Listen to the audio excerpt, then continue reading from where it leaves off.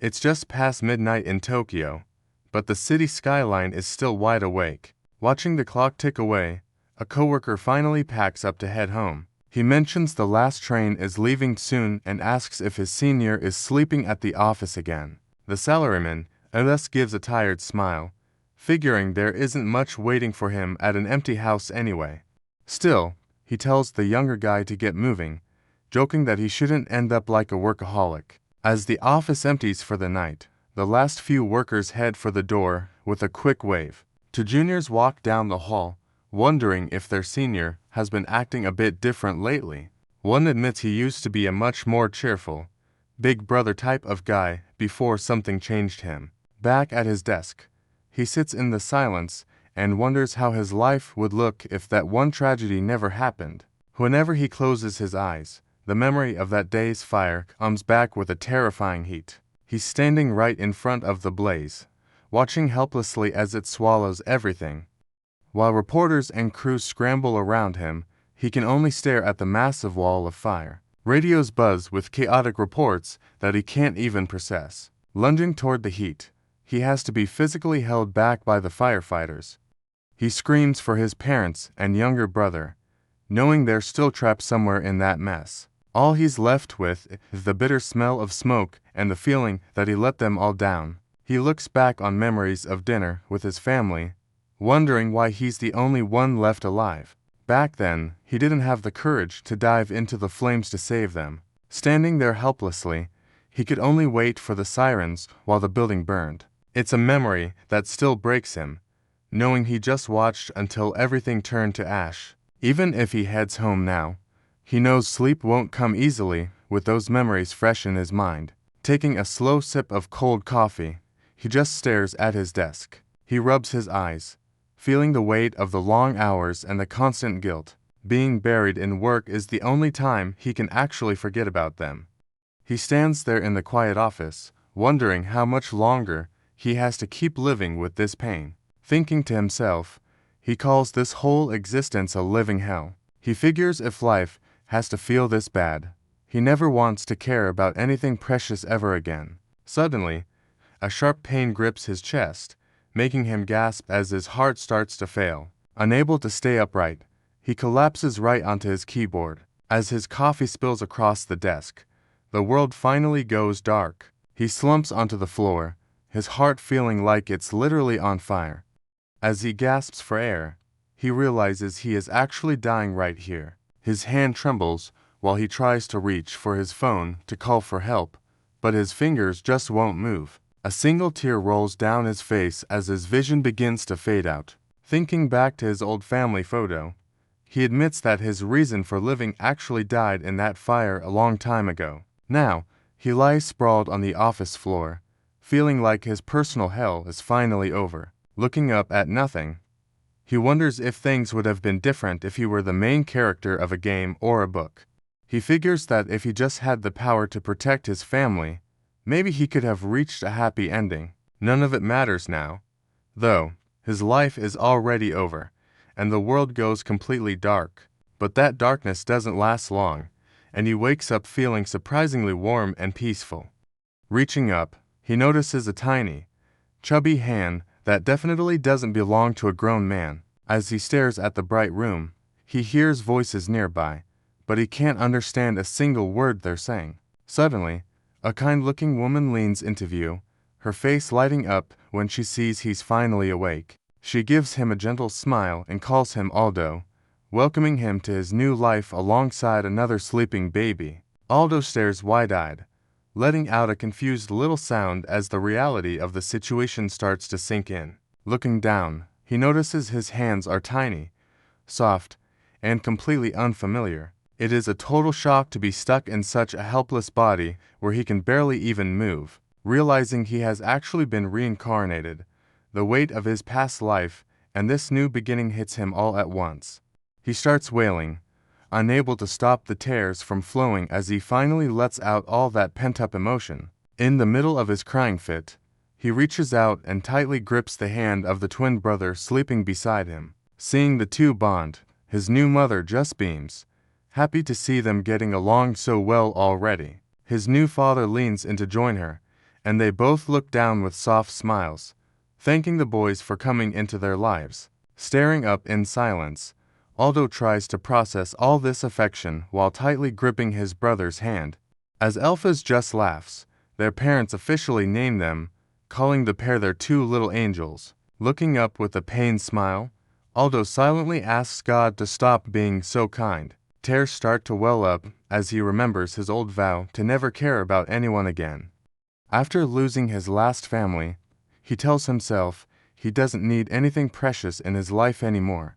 But 4 years later, that cold resolve is put to the test as he grows up in this massive noble estate. He isn't spending his time playing with toys like a normal kid, though. Instead, Aldo spends his days in the study, baffling his private tutor with knowledge a toddler shouldn't have. The teacher stares at the chalkboard in disbelief, asking where these strange formulas even came from. Looking completely unfazed, the boy just asks if he got the answer wrong. The man admits he's read every academic book in the capital, but he's never seen math like this in his life. He tells the mother that the lesson ended early because there's simply nothing left for him to teach.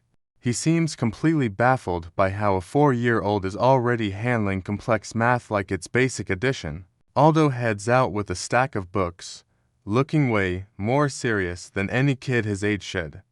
Despite his genius-level talent, he remains humble and spends every spare moment trying to learn even more. Being the eldest son of the Blue Ring family, everyone already expects him to grow into an incredible leader. Just as he's heading off to study, a familiar voice calls out to him from across the garden. It's his twin brother, Elphys, who comes jogging over with a big grin. He immediately reaches out to take the heavy books, insisting on helping. Beaming with pride, he mentions how the whole mansion is buzzing about his brother's latest genius breakthrough. They start walking together down the path. Aldo just gives him a tired look, clearly not used to all the attention. While he tries to play it off as a lucky fluke, he realizes 4 whole years have already flown by in this new life. He eventually accepts that this world is completely different from his old one. The biggest shock is the existence of magic, which he sees used for everyday tasks like laundry. It's all over the manor, but it mostly just helps the staff with their chores. He admits he's actually pretty disappointed, since he expected something way more epic than cleaning magic. Elle has to shout to get his attention, asking if he's even listening anymore. He keeps gushing, saying that having such a smart older brother is his biggest point of pride. Clutching those heavy books, he vows to work just as hard so he can support Aldo when he eventually becomes the head of the house. As he watches that pure smile, Aldo feels his internal walls starting to weigh on him. They used to play together in the snow, just two normal siblings living a quiet life. He remembers the warmth of ruffling the boy's hair, a small gesture that feels so far away now. Seeing that same innocent look on Elphys makes his chest tighten with a familiar weight. Thinking about that smile brings back sharp memories of the younger brother he had in his previous life. Unable to handle the emotion, he abruptly tells Elphys he's heading out first. The poor kid just watches him go, looking completely confused by the sudden coldness. He doesn't even look back, leaving his brother standing all alone in the middle of the hallway. Later that night, a sudden knock at the door breaks the silence as his mother calls out that it's time for dinner. Aldo doesn't move, just sitting on his bed and staring out at the moon. He apologizes and claims he's not feeling well, but when she offers to call a doctor, he quickly tells her it isn't that serious. Softening her expression, she reminds him that he can talk to her about anything since they're family. Still, he just gives a quiet yes while the shadows hide his face. Standing alone, he figures that if everything ends in loss, it's better to never have anything important in the first place. He grips his forehead, clearly struggling with the weight of his own memories. Eventually, he slides down the door and just sits there on the floor with his face buried in his hands. It seems that no matter how many times he is reborn, he hasn't changed a bit since that tragic day. While he hides away in his room, his mother breaks down, unable to hold back her tears any longer. She muffles her sobs with her hand, desperate to keep her grief a secret from him. Standing alone in the quiet moonlight, She stays by his door, clearly crushed by how much he is pulling away. The family sits down for dinner, but the table feels way too empty for just 3 people. Looking at the vacant chair, Rafina admits she's worried sick about her son. Joshua tries to keep things light, suggesting Aldo is just taking his future role as the family heir very seriously. While he's definitely excelling at his studies, Rafina points out that they never actually see the boy relax or play. Staring down at her bowl, she tells herself she needs to step in before her son snaps from the pressure. Watching them, El finally speaks up like he has a plan of his own. He looks at them with big, pleading eyes and asks if there's anything he can do to help. To him, it always seems like Aldo is carrying a heavy burden and suffering in silence. All he wants is to see his brother smile and feel energetic again. Seeing his sincerity, the adults are clearly touched by how much he cares. His mother thanks him for being such a kind soul and for looking out for his twin. Looking out at the quiet mansion, she admits she might have an idea to turn things around. That idea leads to a change of scenery a few years later at the family's summer villa. It's a huge estate in the countryside, and they've brought the whole staff along for the trip. His father smiles at the boys, suggesting they head out for a walk as soon as they finish unpacking. While Elle is already cheering about the walk, Aldo just stands there with his usual quiet look. Soon, the group is making their way into the dense woods to see the views the father promised. As they walk, Mother warns them that monsters usually live in these woods. Since a hunting squad just cleared the area, she promises the dangerous ones are gone for now. Elle takes her word for it, getting distracted by a friendly squirrel. Aldo stops when he spots deep gashes in the nearby tree trunks, asking what could have done that. His mother's expression shifts into something much more serious as she admits she needs to tell them why it's really dangerous. The group continues down the winding forest path toward whatever she is worried about. They soon come across a rickety rope bridge hanging precariously over a massive gap. Pointing it out, Mother explains the wood is rotting and scheduled for demolition, so they need to take the long way around from now on. Peering over the side, the group sees nothing but a pitch-black drop. It's so deep that the bottom is completely lost in the shadows. Aldo watches the abyss in silence, his expression going dark as he realizes a single slip would mean vanishing without a trace. Seeing his concern, Mother pulls the twins aside for a stern warning. She explains that getting lost is a real threat and makes them promise to never enter the forest alone. Nodding, the boys agree immediately, which finally puts her mind at ease.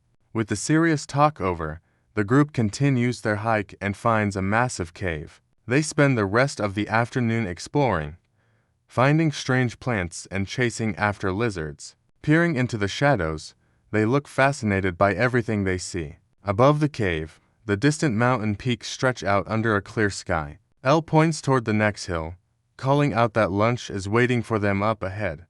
His brother checks his pocket watch, realizing the entire morning has already slipped away.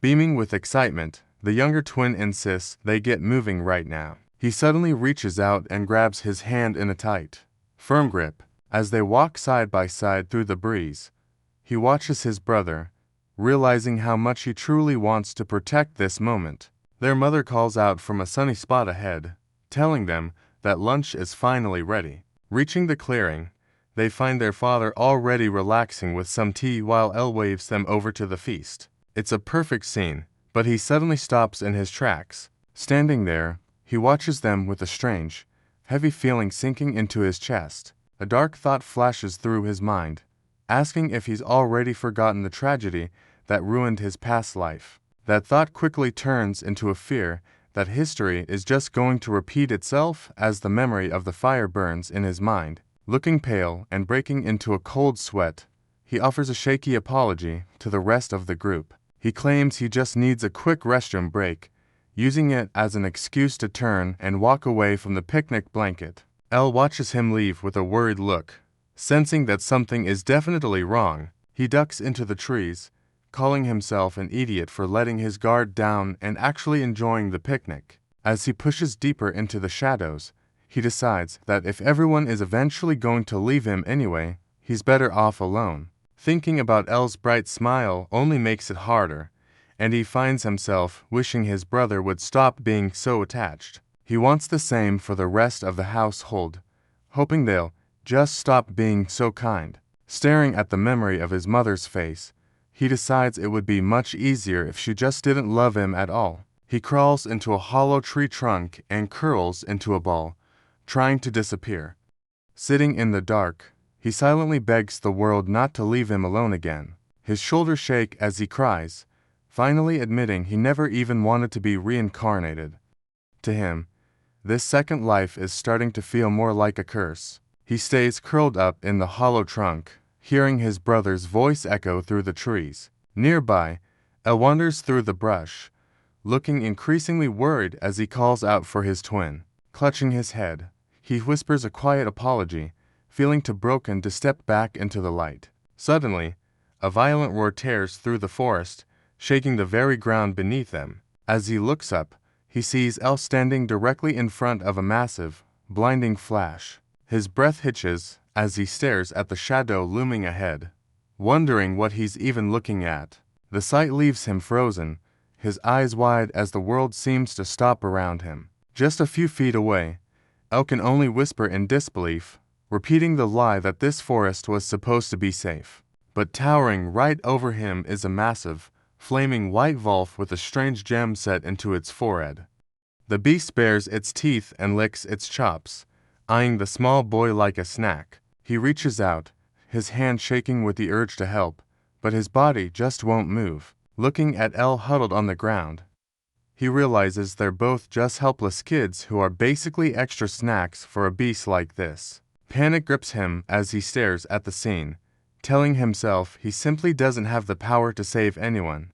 He figures he should be used to losing everything by now, yet the sight of his brother in danger leaves him completely frozen. Despite the massive teeth inches from his face, El looks back and desperately begs his brother to run away while he still can. The beast's mouth opens wide, looming over El as it prepares for the kill. Staring into the void, Aldo's eyes go hollow as memories of fire and death lock him in silent shock. His legs tremble uncontrollably, yet he remains rooted to the spot. Suddenly, the creature lunges forward in a blur of jagged shadows. Warm, dark liquid sprays across El's face before he can even blink.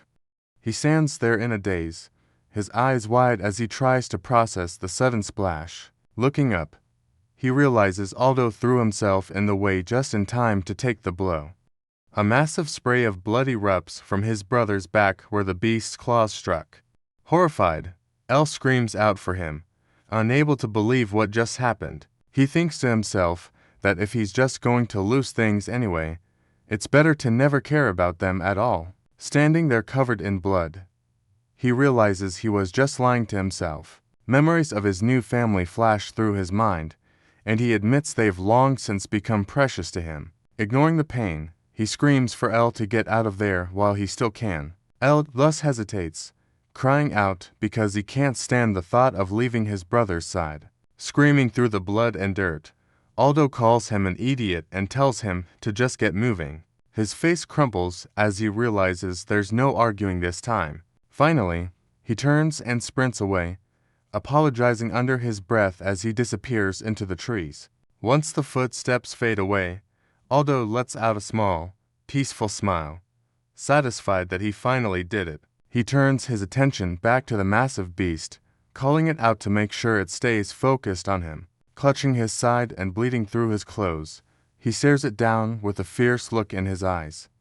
With a glare that says he's finished being afraid, he calls out that he'll be its only opponent. He takes off into the trees, gasping for air as he tries to lead the monster away. After 20 minutes of running, his strength is finally starting to give out. Glancing back, he sees the wolf right there, looming over him like a giant shadow. He realizes his blood trail makes him an easy target, and the beast is just dragging things out because it enjoys the hunt. If the wolf wants to play with its food, he's perfectly fine with that. Gritting his teeth through the pain, he resolves to use every second of this game to buy El more time to escape. Suddenly, he stops dead when he sees a massive cross carved into a tree trunk. He recognizes the mark instantly. The entire forest goes quiet as the weight of his situation sinks in. He screams at the beast to stay away as it looms over him. Shaking and pale, he watches it slowly close the distance. Suddenly, Aldo collapses face down in the dirt, his legs finally giving out. Clawing at the earth, he tries to crawl away, but his body refuses to move. Even pinned to the ground, he keeps shouting, desperately yelling that he doesn't want to die. The wolf opens its massive jaws, sensing the hunt is over. He lets out one last cry of terror as the heat hits his face. But instead of feeling the bite, he looks up at the beast with a calm smile, finally ready for the end. The wolf snaps its jaws, leaning in to finish the job. Suddenly, a blinding pillar of light rips through the trees and crashes down right in front of him. A massive spear of ice slams into the monster, throwing it back with incredible force, washing away the heat.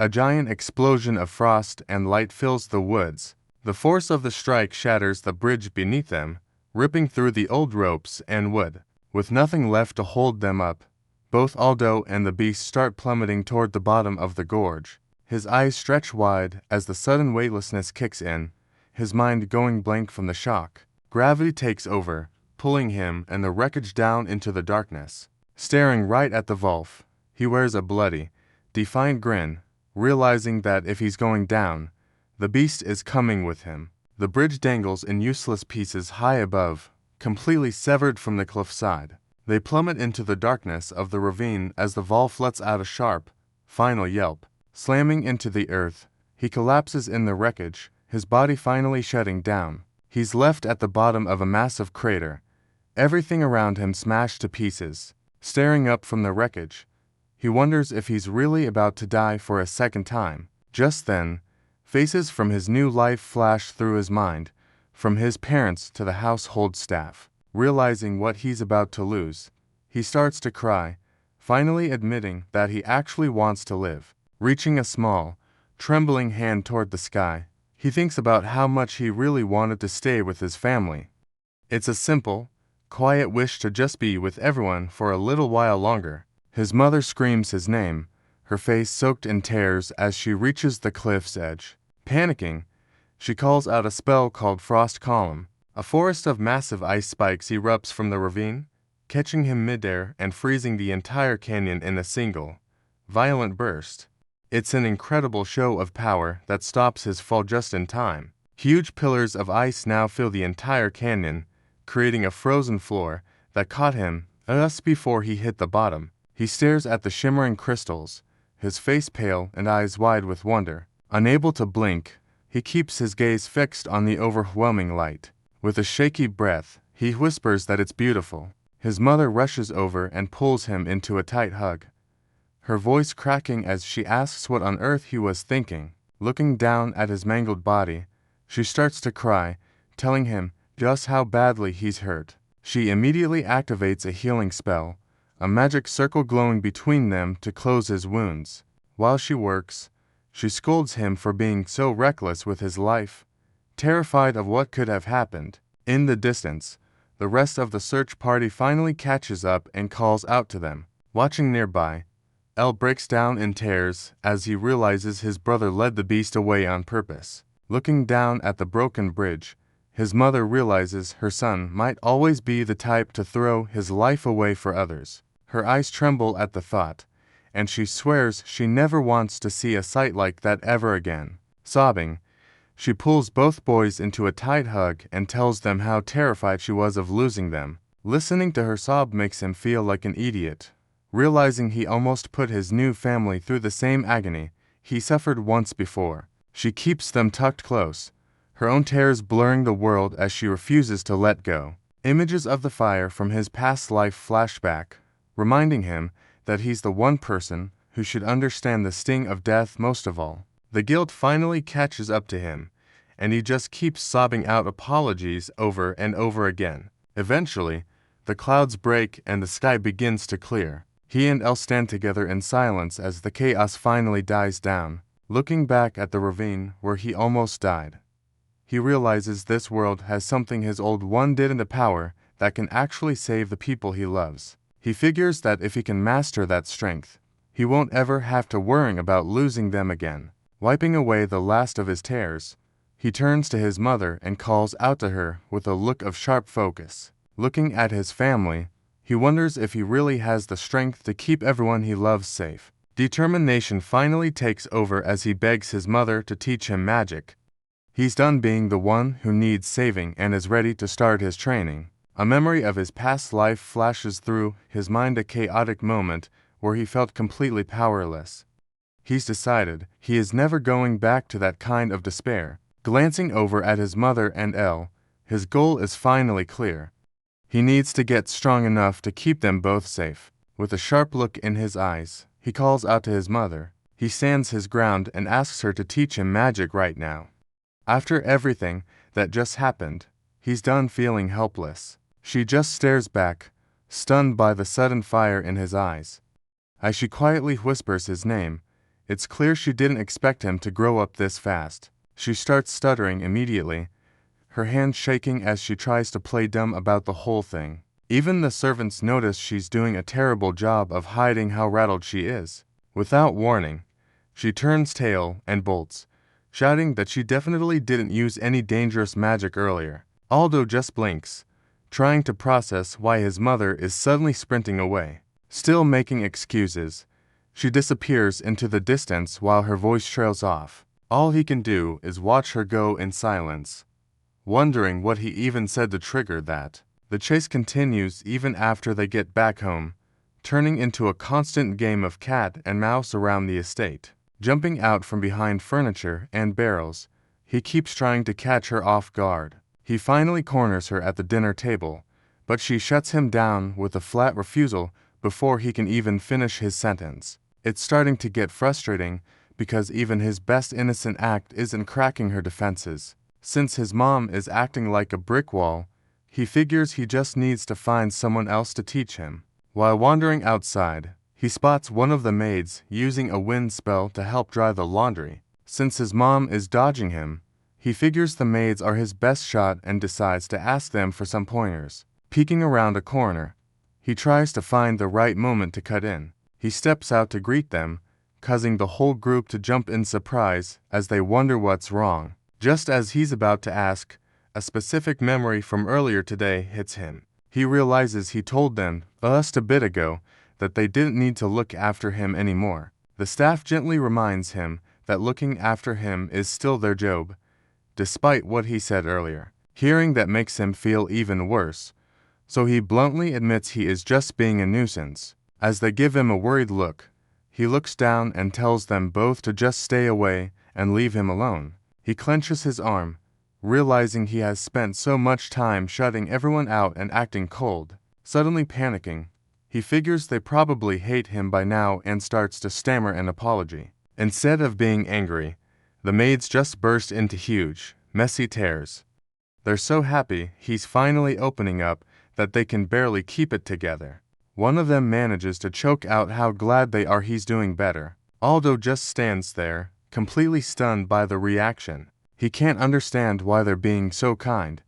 After how he treated them before, he wonders why they don't just hate him. The head maid gives him a warm, watery smile and explains they never took his behavior personally. Apparently, the staff just figured he was going through a normal rebellious phase that every kid his age hits. He freezes, his face turning bright red as he realizes they thought his deep psychological trauma was just a massive toddler tantrum. One of the younger maids adds that he always looked so lonely, so they knew his cold attitude wasn't who he really was. They've been quietly watching over him this entire time, just waiting for him to reach out. Hearing how much they truly care, he clutches his chest and tells them he wants to start over and finally get to know them properly. The maids beam at him, promising to do absolutely anything he asks.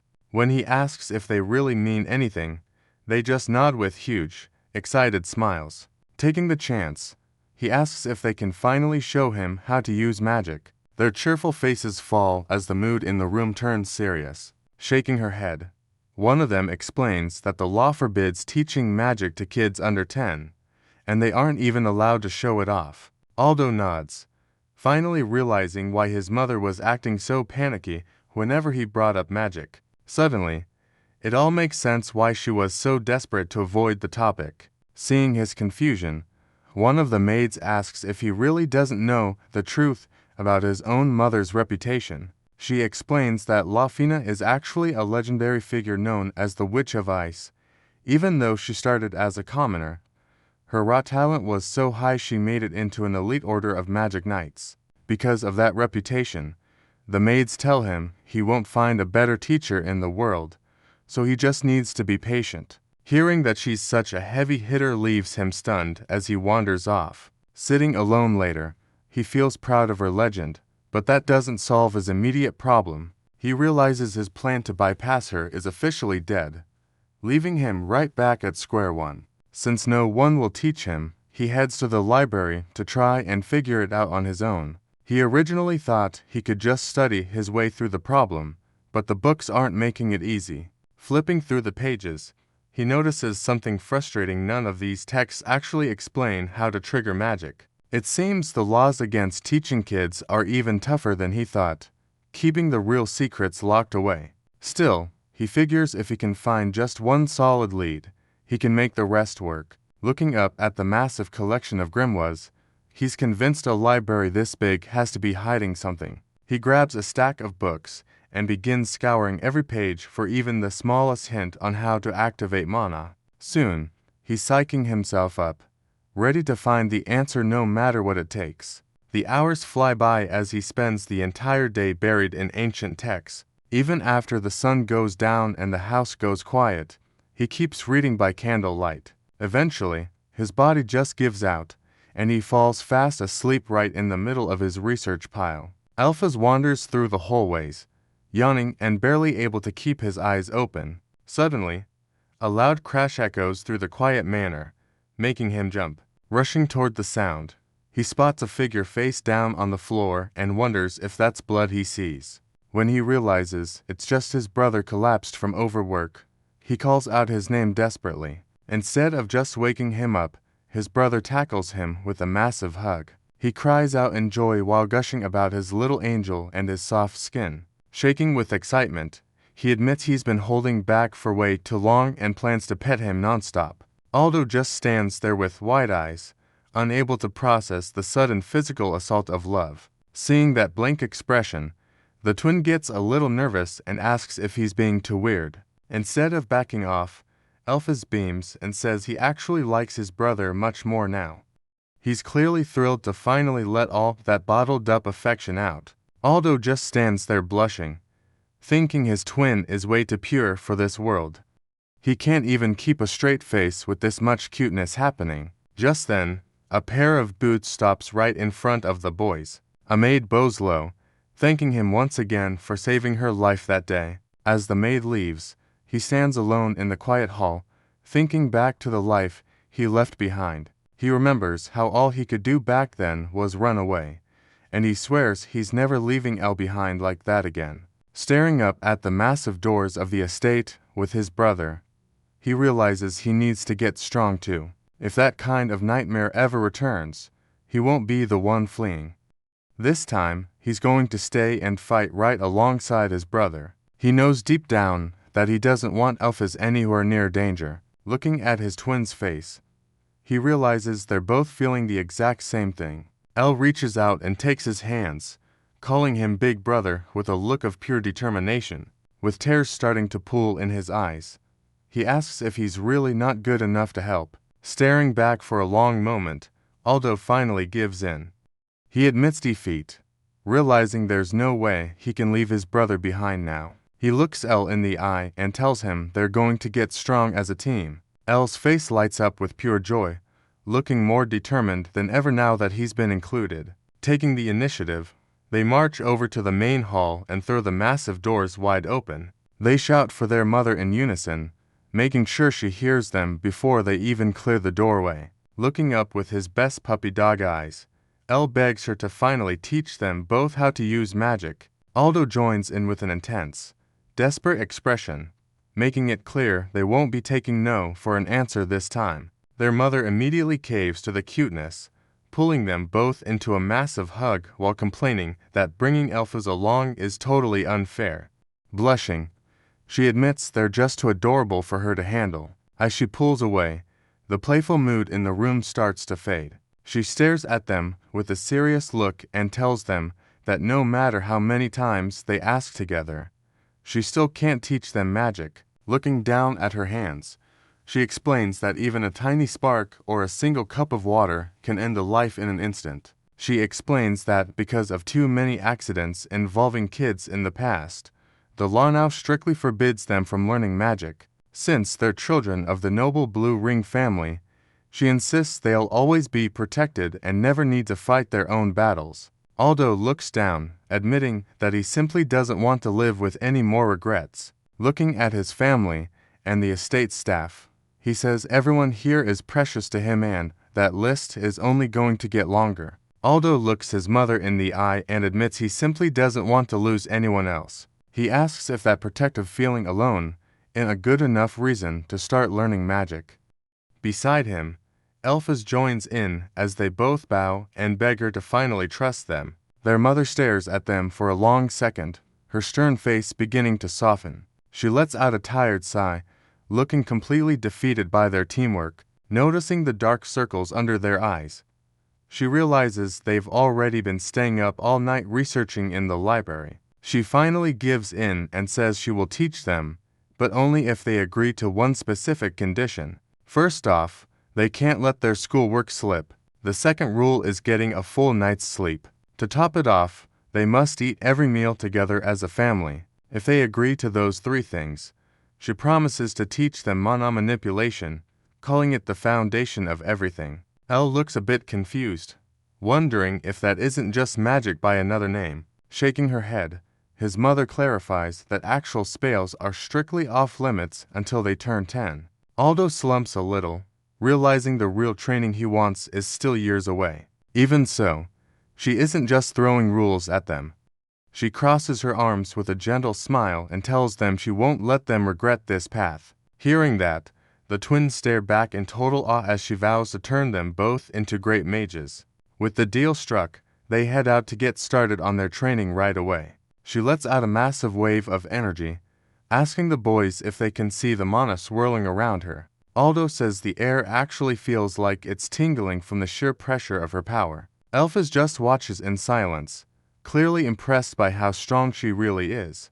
Once the demonstration is over, she tells them to sit and close their eyes so they can start looking for that same feeling inside themselves. They stand there in total silence, trying to find a spark of power that usually takes a 10-year-old to master. Watching them from her seat, she figures it'll take at least 6 months for a 4-year-old to feel anything at all. Since it's such a tough task, she's just relieved to finally get a break from Aldo's constant begging for lessons. The room stays quiet as the twins remain locked in their focus. They stand perfectly still, letting the silence of the room take over. Only the steady tick of the wall clock fills the air as the seconds crawl by. While he concentrates, Aldo wonders what kind of magic he'll actually end up using in this new life. Across the room, their mother tries to focus on her book, but a sudden surge of heat catches her off guard. She stares at the boys in total disbelief, realizing they've already found their mana in a matter of minutes. Aldo watches as a faint mist of mana begins swirling around Elphys, who seems completely locked in. Mastering this sensation usually takes months, but he has done it in just a few minutes. It is a level of talent that leaves him feeling stunned. Looking totally peaceful, Elphys murmurs about how the power feels warm and cozy. As his eyes start to droop, he admits he is getting really sleepy, which just confirms to Aldo that his twin is a natural-born mage. Seeing how drained Elphys is, she decides to call it a day right then and there. Aldo grits his teeth, desperately wanting to push just a little bit further despite the strain. Reminding him of their agreement, she holds his sleeping brother close and tells him to stop. She admits they're both far too talented, looking almost worried by how fast they are growing. Under the glow of the moon, she tells him there's no need to rush into the outside world just yet. 3 months pass since that night, but things aren't exactly going according to plan. He is currently face down on his bed, yelling at the top of his lungs because he still can't wrap his head around how to actually use mana. Shaking with frustration, he wonders why being a reincarnated person hasn't made him an instant master of the arts. He eventually tracks down L in the library, though it turns out his twin is the one who speaks up first. Their mother mentioned L mastered his mana in a single day, but it seems he still struggles with his regular studies. L admits he has a problem he can't figure out, looking to his older brother for some guidance. Giving a confident thumb up, Aldo tells him to leave the school work to him as long as L shares his secret for magic. While they sit down to trade tips, Aldo asks if there's a specific trick to mana manipulation. Soon, L begins to explain that the process is actually pretty simple once you find the right feeling. He describes it as looking for a warm sensation that moves from the very top of his head all the way down to his toes. L explains that he visualizes searching through his own body, checking every layer from his skin and hair down to his bones. He finds the mana only after looking past the physical stuff. Flashing a bright grin, he asks if that makes sense, but he is met with a blank stare. He just hangs his head and admits the explanation didn't help him at all. Suddenly, a shadow falls over them as a frustrated voice interrupts their secret lesson. A maid has caught them loitering in the library and starts screaming for the boys to get moving. They eventually head back to their training area to start another session. Their mother tells them to focus on meditation today, ordering them to face their own mana individually. Looking pretty shaken up, L starts calling out to his brother with a trembling voice. When Aldo notices how nervous he is, he stops to ask what's wrong. Reaching out, L quietly asks if they can hold hands for a moment. He mentions that whenever they're together like this, he feels like they're becoming one. Softly, he admits it's probably the only way to share the things he can't put into words. Alphas insists he's sure this is the right way to go about it. Their open textbooks sit on the table, completely ignored. From the doorway, the maid watches the pair and smiles to herself. Seeing them like this, she just figures they're being cute siblings and leaves them to it. Once they have some privacy, the boys sit side by side and prepare. Finally, Aldo reaches out to grab his brother's hand. As he does, a specific piece of research crosses his mind. He remembers reading about the Royal Magic Institute and their secret papers on transferring mana between people. Back then, the study was purely medical, focusing on treating patients whose magic had completely dried up. But after finding an unexpected byproduct, the whole project shifted into something much more intense. Researchers found that passing mana to someone else made their magic skills skyrocket. At first, the project was just a way to treat sick people.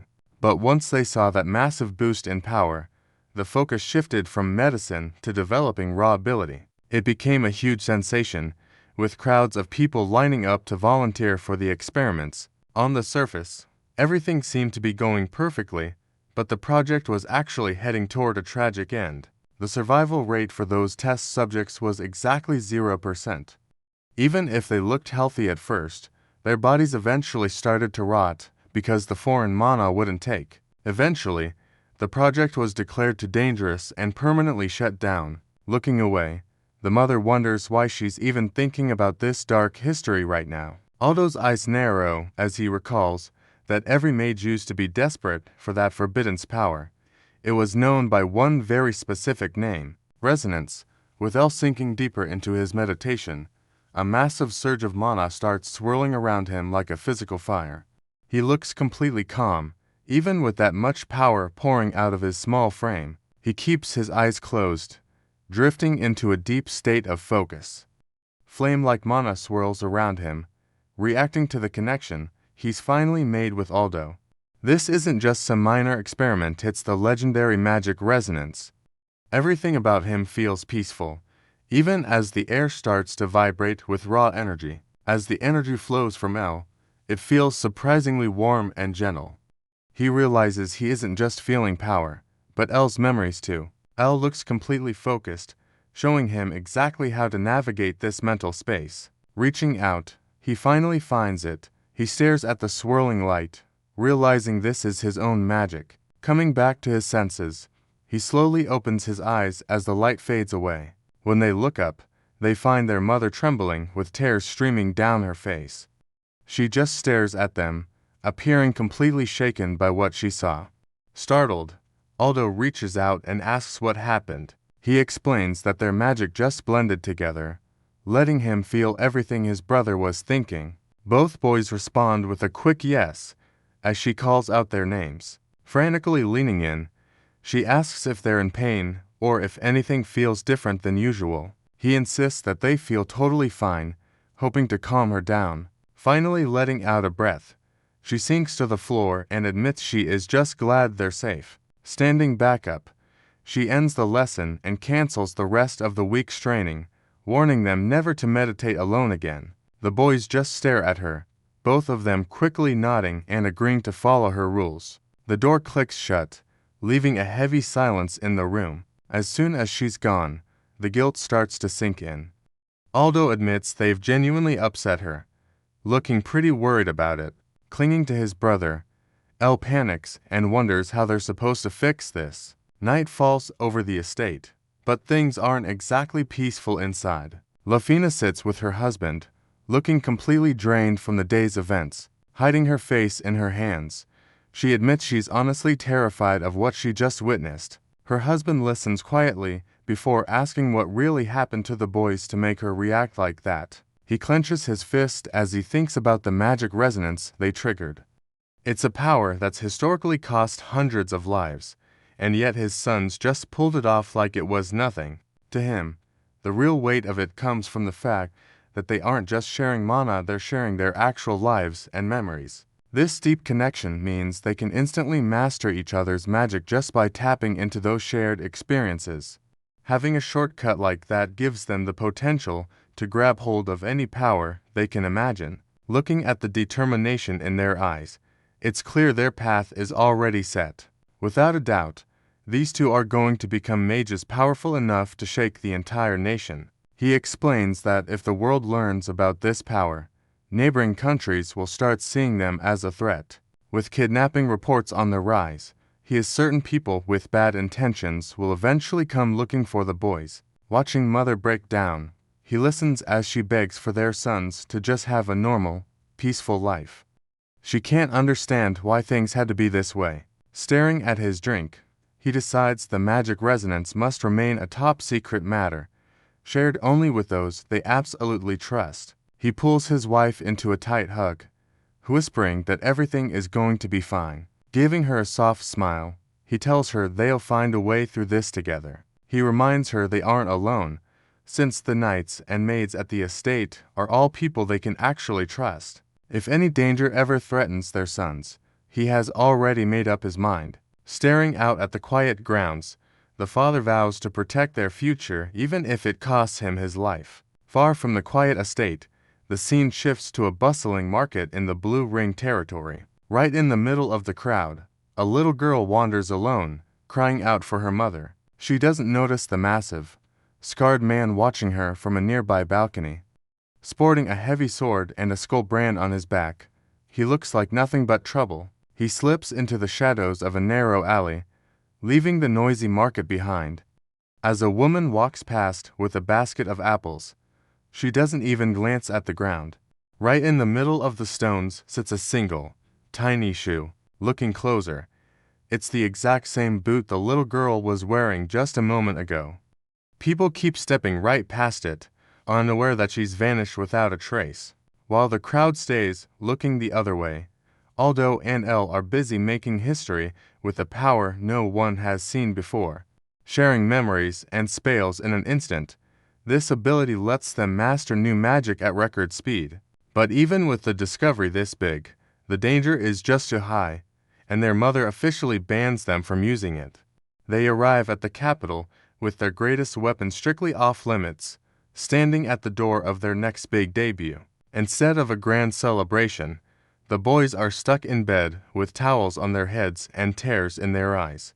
Their mother towers over them, looking completely furious, demanding to know why they broke their promise and used the forbidden's resonance anyway. Turning away with a look of deep disappointment, she mentions how she used to see them as bright and responsible kids. She rubs her temples, admitting she might have to rethink everything she thought she knew about them. She points out that even though they seem fine now, pushing past their limits like that is why they both collapsed. One twin's hand grips the bedsheets as the lecture gets even more technical. Basically, one of them ended up with double the magic power and a massive fever, while the other drained to zero and just blacked out.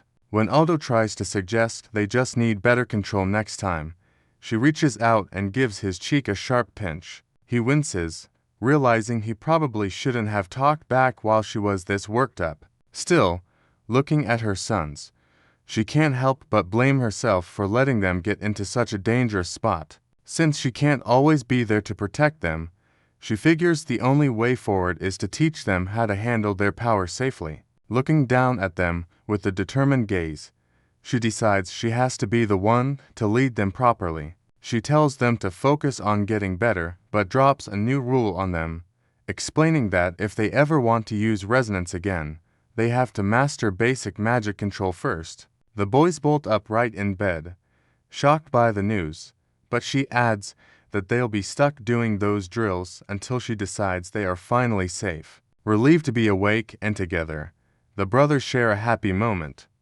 Both of them are glad the other is okay after the collapse. Shouting their determination to get well, the boys make it clear they won't be staying in bed for long. 3 days pass in a blur of recovery and massive meals. They focus on getting their strength back, stuffing their cheeks like squirrels as they eat as much as possible. It doesn't take long before they're back to sprinting through the hallways at full speed. They burst into the room, making their mother jump as they shout her name. Standing there with their arms raised, the boys announce they are officially back and better than ever. Even when she points out it's only been 3 days since they collapsed, they just shrug it off. Glowing with health, they keep insisting they have more than enough energy to move on. Finally, they beg her to start the magic control lessons she promised, leaving her feeling a little tired just watching their endless stamina. Mother starts the lecture, explaining that magic manipulation is just the art of controlling your power at will. She says it is one of the 2 core skills needed to trigger any spell. To make it work, you have to adjust your mono to the exact right level. If you use too little, the magic simply fails to activate. The twins listen carefully as she tells them to close the curtains. She adds that using too much is even worse, as it can cause an explosion or leave you totally drained. Once the room is dark, she promises to show them a real-world application of the skill. Several glowing orbs appear and float toward the ceiling, turning the dim room into a starry sky. Watching the display, the twins listen as she explains that mana naturally glows once it leaves the body. By adjusting the flow, she can create steady spheres or even sharp flashes of light. Soon, the boys try to mimic her, but their hands start trembling almost immediately. Concentrating energy into a single point is much harder than she made it look, leaving both of them sweating as they strain to keep a spark alive. While they struggle, she just sips her tea and giggles at their clumsy efforts. She explains that letting mana flow out of the body what actually creates the light. Aldo wonders what would happen if he concentrated that energy inside instead, but his mother shifts the topic to their upcoming 5th birthday.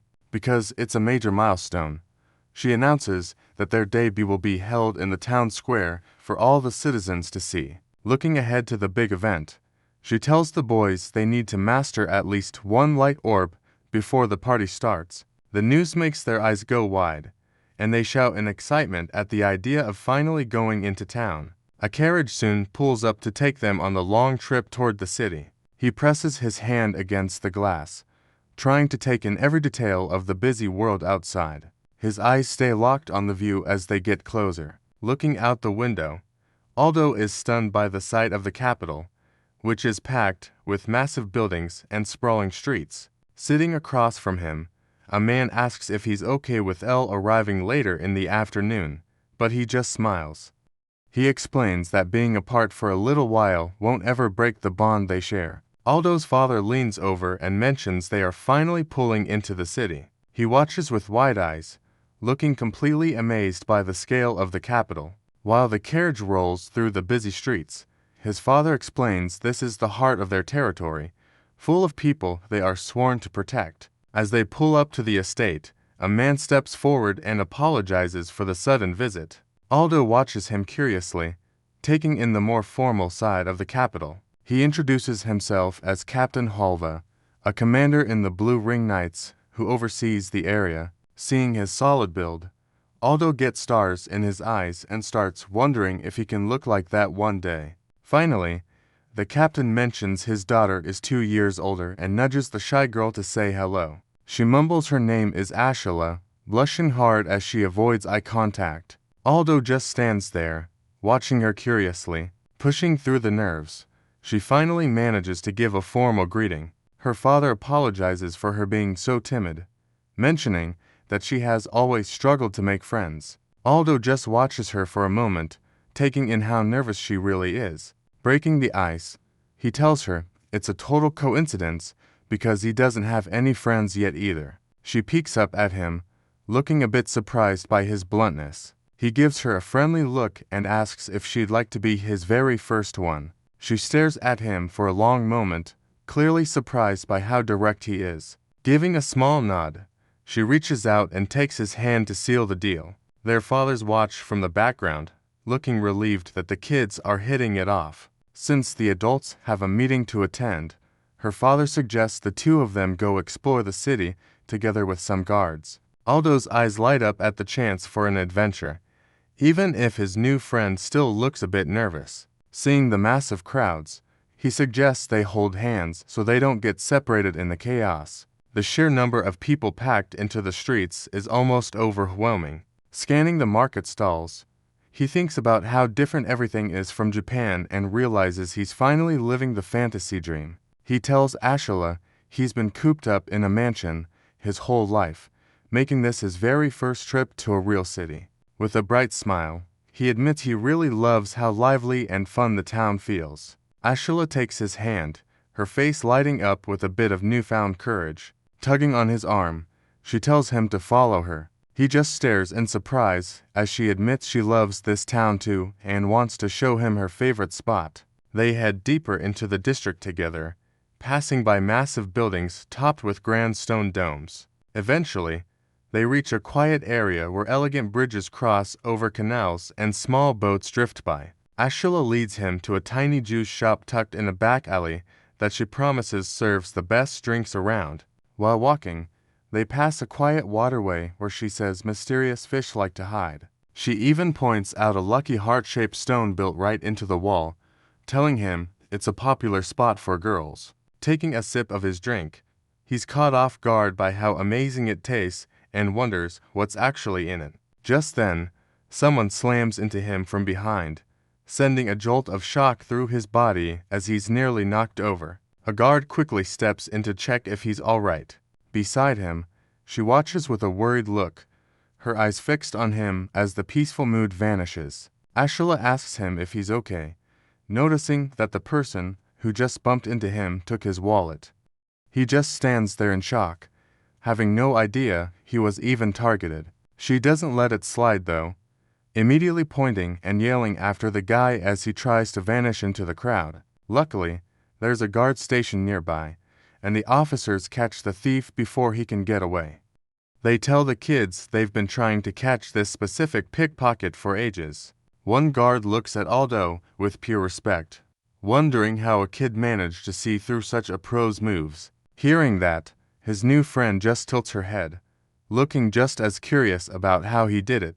He tells Ashila she's actually pretty incredible for seeing through a pro's moves when even the guards were struggling. Since neither he nor the escorts noticed a thing, he figures she must just have amazing eyes. Looking away shyly, she wonders if that's really the case, but he won't let the compliment go. He thanks her for showing him all the hidden spots he would have missed on his own. As they head back through the bright streets, he lets her know he had a great time exploring the city together. Arriving at a grand assembly hall, the adults wave them over and mention how glad they are the trip was a success. Inside the building, the atmosphere shifts as the men start discussing official business and reports. His father tells him to wait on the couch for Elle and the rest of the family while the grown-ups get to work. Turning to his daughter, Ashila's father gives her a regretful look. He explains that duty is calling, asking if she can manage the walk home by herself just for today. He watches her walk away, wondering if letting her go home so low is really a good idea. Looking at her small figure,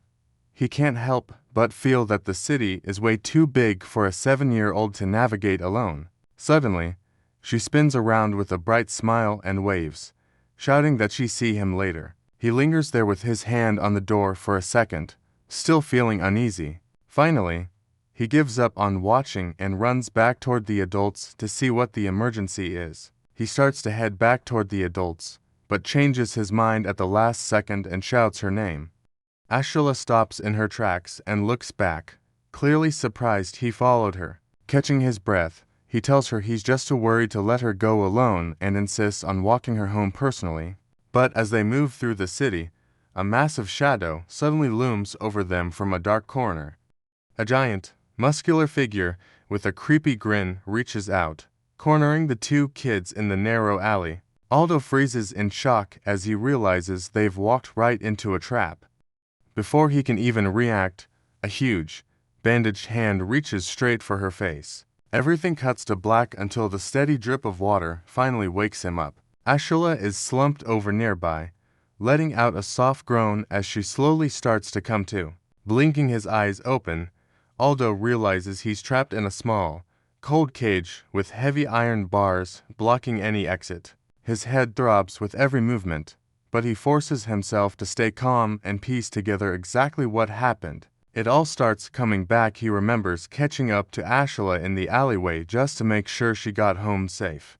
Before he could even say a word, that giant hand reached from the shadows and shoved a rag over his face. Aldo bolts upright, his heart racing as he calls out for Ashula. Seeing her slumped against the bars, he's just relieved to find she isn't bleeding or hurt. She has just been knocked out cold by the same drug that got him. Then, voices drift from the other side of the cage, bragging about the high-quality goods they just caught. The giant with the scarred face laughs with his partner, figuring they can get at least 20 gold coins for the pair. As he listens to them talk about them like livestock, Aldo just stares through the bars in silence. One of the kidnappers notices he's already awake and scoffs, annoyed that the boy is going to be a hassle. He barks at the boy to shut up, slamming his hand against the cage to show he isn't playing around. The braided man explains they run the local slave trade and warns him not to even think about trying to escape. While the man talks, Aldo notices a gruesome trophy nearby, a child's severed hand kept inside a glass jar. Clenching his teeth, he stares them down with pure disgust, realizing these people are way worse than just common criminals. The boss orders the massive brute to go check on the girl's condition. Walking over to the cage, the giant finds Aldo blocking his path and barks at him to get out of the way. Determined to protect her, the boy screams that he isn't going anywhere. This just earns him a creepy smirk, as if his defiance is some kind of joke. Before he can react, the brute reaches down and snatches him up by his clothes. He tosses him across the cell with one hand, sending him tumbling into the corner like a ragdoll. Aldo hits the floor but immediately glares back, shocking the giant with how stubborn he's being. Barely flinching, he keeps his eyes locked on his captor with a look of pure defiance. He looks over at the sleeping girl, just glad she hasn't woken up to see any of this. The hooded man eventually cuts in from outside the bars, warning his partner to stop before he ruins the merchandise. Clicking his tongue, the brute finally backs off and decides to let it go for now. They head off to grab some drinks, leaving the kids alone in the dark. He lets out a quiet breath, relieved that they're safe for at least a little while. Glancing toward the bars, he starts wondering how they're going to pull off an escape. Unexpectedly, the hooded man pauses and looks back with a face full of regret, whispering a soft apology. Aldo just stares in silence, questioning if the guy actually has a conscience. A sudden movement catches his eye, pulling him out of his thoughts. As Ashila finally starts to wake up and calls out his name, he grips the metal bars tightly, vowing to get her home safely. He rushes over to her side as soon as her eyes open, asking if she's hurt anywhere. He has to break the news fast, telling her to stay calm because they've been snatched by slave traders. As she stares at him in shock, The weight of their situation finally starts to hit her. Glancing at the walls of the cage, he figures they're being held in some kind of secret hideout. She tries her best to put on a brave face, telling him she's doing just fine. Even so, the tears start falling as she whispers that their dads are probably already on the way to save them. Watching her cry, he realizes no kid should have to go through this and decides he needs to give her some hope, even if he has to lie a bit to keep her calm. Finally, he leans in and tells her a secret: he can still use magic. Even though he's never pulled this off during practice, he tells her that if he can't do it now, he isn't much of a man. He concentrates, and several soft, glowing orbs begin to drift through the dark cell. Watching them dance, she admits she's never seen real magic in person before. He gives her a confident grin, reminding her that he's actually a lot tougher than he looks. It works, and she finally lets out a relieved smile, starting to believe they might be okay after all. With her feeling better, he turns his attention to the cell door and begins working on the lock. Just then, the hooded man returns, stopping in his tracks when he sees the magic light. He's floored that kids this young are already casting spells, and it finally clicks that he's kidnapped someone important. Not taking any chances, Aldo pulls Ashila back and tells her to stay behind him. The kidnapper starts to spiral, realizing that if word of this gets out, his entire family is finished. He regrets ever getting involved with these criminals. Gripping the bars, he admits he only did this because he was desperate for his daughter's medicine money. He breaks down in tears, begging his daughter Marl to forgive him for what he's done. It's a heavy moment that shows he isn't just some heartless criminal. Aldo watches him closely, noting that unlike the other thugs, this man actually seems to have a soul. Reaching a hand through the bars, he calls out to him, figuring he can use this guilt to strike a deal. He asks the man if he's interested in a deal, looking surprisingly intense for a kid his age. Behind him, Ashila can only watch in silence as he takes charge of the situation. Still, he tells the man he knows a way to save both him and his daughter Marl. A massive gamble, but it's the only chance they have to get out of there alive. Aldo leans forward and asks the man point blank if he's interested in a deal. Right behind him, Ashila stays quiet, her eyes wide as she watches him take control. Staring back with teary eyes, the kidnapper stands there in total silence.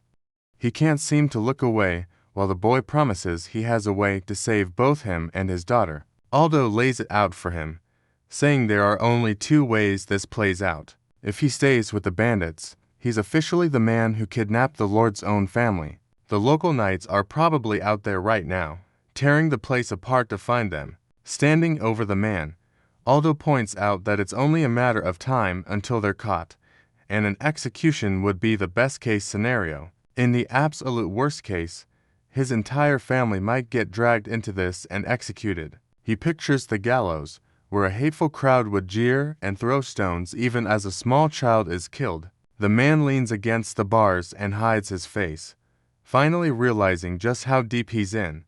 Seeing his opening, Aldo moves on to the second potential future. He makes an official offer if the man helps them get out. He'll use his family name to pardon every single crime committed here. On top of that, he promises to keep paying for Marl's medicine for as long as she needs it. Overwhelmed by the mercy, the man can only stare back in silent disbelief. He drops into a deep bow, thanking Aldo for showing him such mercy. Looking down at his rough hands, he mutters an apology to his daughter for being such a failure of a father. His mind drifts back to Marl, remembering the bright and gentle girl she was before the world got cruel. They used to be simple traveling merchants together, with her always eager to help him out with the trade. At the time, he didn't even realize those were the happiest days of his life. That peace shattered the moment she fell ill, and seeing the blood on her handkerchief drove him to a desperation he couldn't escape. The medicine she needed cost far more than his small trade could ever bring in. He could only watch helplessly as the sickness slowly took his daughter's smile away. Eventually, he realized that he couldn't save her life by staying an honorable father. If being a villain was the only way to protect her, he was willing to throw everything away. Returning to the present, he drops into a deep bow and thanks Aldo for this chance to start over. Aldo watches him quietly, feeling the heavy weight of the man's desperation. The man looks up and swears he'll protect the children, even if it costs him his life. He just wants one thing in return, for Marl to be saved. Reaching out his hand, Aldo gives him a look that's way too intense for a kid his age. He promises he never goes back on his word. They shake on it, making the deal official. The hideout is rowdy and packed with bandits drinking and gambling. Just then, someone shouts that the table has finally run dry. While they grumble, the rest of the crew looks around for another round. Stepping in with a calm smile, the father holds up a fancy-looking bottle for everyone to see. He suggests they all share a glass of high-quality wine to celebrate, but this is really the start of the escape plan. Aldo asks how he's going to pull it off, so the man explains they'll use the same sleeping medicine they used when they first snatched the kids. The first step is to hide all the normal booze so the bandits start running low. Right when the alcohol is hitting them and the supply is dry, he brings out the special bottle he prepared. Before they even know what happened, the drug spreads through their systems and knocks everyone out cold. With the guards out of the way, the plan is moving along perfectly, and even Taboo gets some credit for playing his part. Aldo checks in on Ashera, asking if she's ready for the next step of their escape. She looks pretty shaken, admitting she's a bit nervous about what they're doing. Reaching out, he gently pats her head and tells her to think of it like a game of hide and seek with a sleeping monster. He keeps that reassuring smile on his face, promising her that everything is going to be fine. She nods back, telling him that it's finally time to go home. Taking the lead, the man keeps a hand up to signal silence as he guides them toward the families they haven't seen in days. Every step on the old floorboards causes a sharp creak that echoes through the hall. While staying in the shadows, they press against the walls and move as fast as they can. Just then, a voice from the darkness calls out to both of them by name. It's just their guide, pointing down the messy hallway and whispering that the city is right past this next stretch. Looking tired, he tells the kids they are almost at the finish line. The two of them finally relax after hearing that, sharing a small moment of hope. Still, their luck runs out when they reach the final exit and the heavy door begins to groan open. Everyone stops dead in their tracks as a silhouette suddenly appears in the doorway. One of the guards stares them down from the end of the hall, demanding to know what Taboo thinks he's doing. Taboo freezes as sweat pours down his face, wondering how anyone could still be standing after that spiked wine. Standing firm, the guard explains he's a total lightweight who never touches alcohol and he's already holding a massive hammer. He doesn't waste a single second. With a heavy swing, he bashes the alarm gong and screams for the rest of the gang to wake up and catch the traitors. The metallic ringing fills the corridor, making it clear that their stealthy escape is officially over. Aldo screams at Ashera to keep moving as they sprint for the exit. Behind them, Taboo stops and turns back to face the guards alone. Glancing back, he hears the man's final request to look after his daughter Marl. His eyes go wide as the weight of the sacrifice finally hits him. To buy them every second possible, the man slams a heavy barrel into the path, blocking the hallway with a massive crash. He grips his sword tight, his mind racing. Thinking back, he realizes he was willing to hurt other people's children just to save his own daughter. He knows he needs to atone for that sin right here. Standing his ground in the hallway, his hands shake as he stares down the approaching guards. With one last burst of courage, he yells that nobody is getting past him today. Leaving that struggle behind, the kids burst out of the hideout and find themselves in a massive slum district. The whole place is a tangled mess of rooftops that looks like a giant spider web from above. To keep from getting turned around, they follow a trail of red marks left on the old wooden walls. Each red X marks the shortest path out of the maze. Aldo stops and doubles over, gasping for air and gritting his teeth. Looking back at the empty alley, she tells him it seems like they've finally lost their pursuers. Back at the hideout, the bandit boss is in a total frenzy after hearing the kids manage to escape. He grips his hair and screams at his men, fuming over the 20 gold coins that just walked out the door. His eyes land on Taboo, who is slumped over and beaten, as he calls him a traitor who needs to pay. Looking down at a thin wire in his hands, the boss makes it clear that he isn't planning on giving him a quick or easy death. He bursts out laughing, calling for his men to get everything ready for the show. Slumped on the floor, Taboo keeps his head low while the thugs gather around with sick grins. To the boss, this isn't just business, it's the night's entertainment. While the boss gets his sick kicks, the kids finally burst out of the dark alleys, gasping for air as they hit the main streets. Stumbling into a crowd of merchants, Marl cries out in relief that they can finally get help for their fathers. Ashula looks back to celebrate, but she sees that he isn't stopping with them. Grabbing her shoulders, he tells her to go straight to the knights for help while he heads back alone, offering only a quiet apology when she begs him to stay. He explains that he understands Taboo's sacrifice way too well to just walk away now. Since he can't live with letting the man die, he turns his back on safety and runs back toward the hideout. He stops for just a second to look back, calling out to Ashula. Giving her a small, sad smile, he tells her he's counting on her to handle the rest.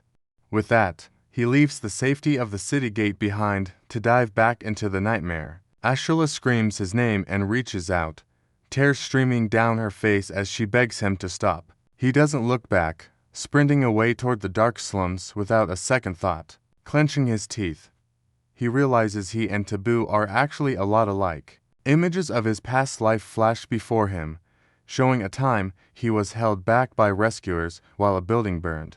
Reaching toward the heat, he admits that if saving his loved ones means sacrificing someone else, he's ready to make that trade. He thinks back to a quiet dinner with his old family and realizes he finally understands Taboo's desperation. Grimly, he decides that to keep his family safe, he'll do whatever it takes. He makes it back to the quiet courtyard outside the hideout, standing alone in the shadows of the alleyway. His hand trembles as he grips his sleeve, but he forces his fingers into a tight fist to steady himself. Looking at the building, he admits he has no idea what a kid like him can even do against a gang of killers. Still, he takes that first step forward, knowing he'd never be able to live with himself if he didn't try to save Taboo. Aldo reaches the hideout, which is a total wreck of crumbling wood and stone. Peeking through a crack in the wall, he silently begs Taboo to still be alive. Once inside, he presses himself against the door, trying to get a read on the room. The sight inside is brutal. The bandits are having a party while they use Taboo for target practice, laughing and drinking as the man hangs from his chains. One of them even mocks the way he's bleeding, giving him a low score as if his pain is just a bad performance. The boss lets out a laugh. Noticing Taboo was desperately clutching something in his hand, he pulls a small picture from the man's grip and realizes it's a sketch of his family. Taboo can only wheeze on the ground, forced to listen as the villain mocks his wife and daughter. Waving the paper in the air, the boss promises to hunt them both down once the torture is over. Since the kids escaped, he figures the family can just work off the debt instead. The boss laughs, joking that selling the whole family together as a set might actually fetch a better price. He can only stare in silent horror, forced to listen to his family being bargained away like items. Shaking with fear, he finally reaches his breaking point. Just then, a massive thug steps forward with a gent blade, calling out to the boss that he's tired of waiting to start the real fun. He yells to just kill Taboo already so he can go after the man's daughter. Laughing, he raises his giant blade, focused entirely on the execution. Suddenly, Aldo launches himself across the room like a blur. Moving way faster than any kid should be, he stays low and aims right for the big guy's opening. He swings with everything he has, blood spraying across his face as the strike connects. With wide, hollow eyes, he looks like he's watching himself do the unthinkable. To protect the people he loves, he realizes he has to be willing to kill. In this one moment, his childhood officially ends right here. Everything happens in a flash. His brain and body thus take over, moving on pure instinct. He doesn't see a person anymore. All he sees is the monster standing in front of him. Pointing a finger, he channels his focus until a small, flickering spark of magic forms. The massive thug stops dead in his tracks, looking back with a confused expression as he tries to figure out what's going on. Not letting up for a second, he stays low and slides across the floor to keep the pressure on. He drives his blade straight through the man's throat before he can even react. Blood sprays out as the thug's eyes go wide, his hand reaching out in a silent, desperate gasp. Watching the life fade, Aldo realizes there is no room for hesitation anymore. To save anyone else, he simply has to kill. In the middle of it all, he remembers his mother's voice saying that magic is delicate, but also incredibly strong. As she showed them, he and Alpha saw how strange and beautiful it could be. She told them that magic is ultimately a power meant for one thing: protecting the people they love. Driven by those words, he thrusts his blade straight through the big guy's neck. A bright flash of magic bursts from the strike as he fully commits to protecting his family at any cost. The nearby bandits just freeze, unable to process a kid being this lethal. As the massive thug coughs up blood, his eyes go wide with the realization that he's actually dying. He puts his whole weight into the swing, tearing the blade right through the man's neck. Blood sprays across the room as the massive thug's life is cut short. Standing there with the gore splattered across his face, he doesn't even blink. He just repeats to himself that this is all for the sake of protecting his family. He stands there with his eyes wide and shaking, the reality of the kill finally sinking in. Instead of pulling back or running away, he just stares down at the mess he made.